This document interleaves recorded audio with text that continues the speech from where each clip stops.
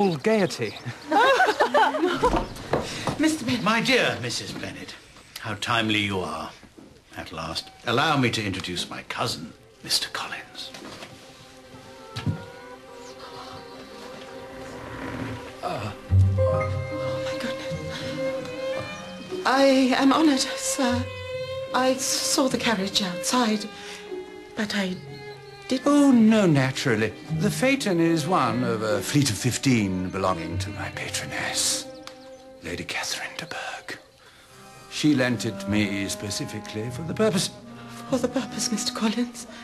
Of visiting you, Mrs. Bennet. And making the acquaintance of your famously radiant and charming daughters. Is it they I see peeking, I wonder? It is indeed. Lydia. This is Lydia. And, come, girls, come. This is Kitty. Mary. She is prodigiously talented at music. Oh. And Jane, my eldest daughter, who has not been well and is not looking her best.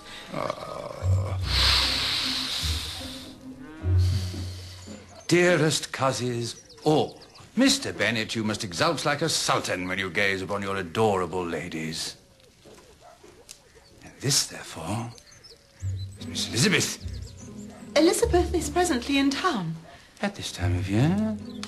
Well, we shall not tell Lady Catherine. Her ladyship is very firm about the season.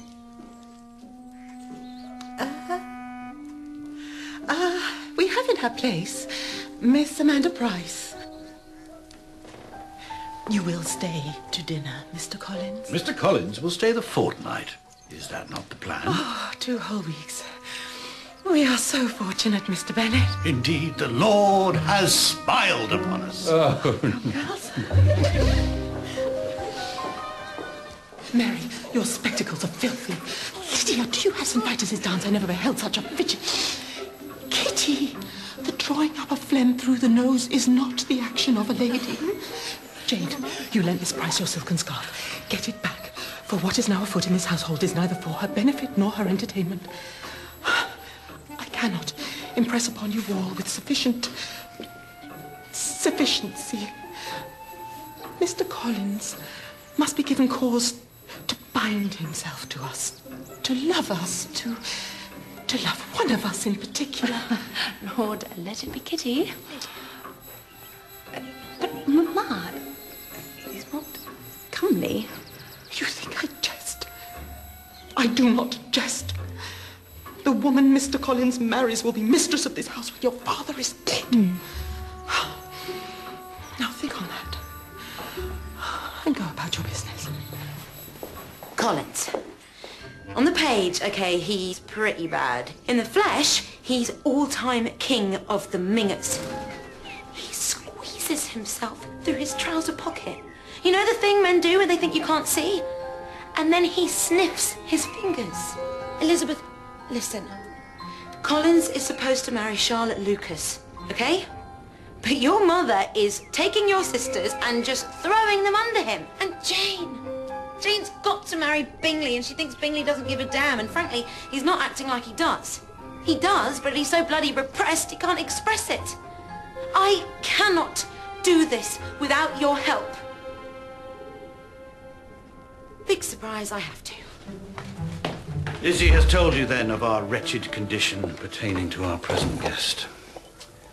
Mrs. Bennet prescribes plenty of advantageous marriage. It is a very sensible remedy, and it makes me feel like a whoremonger. It's not whoremongering to bring together people who are in love. To marry for money is merely despicable.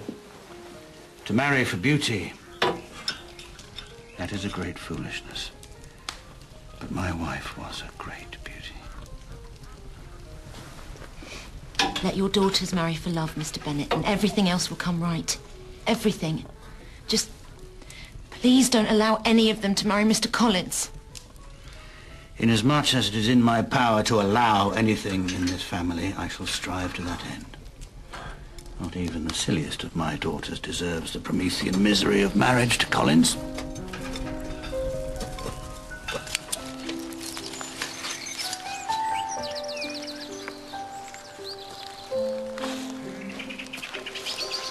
Mr. Collins. Such a pretty day. You find me picking roses.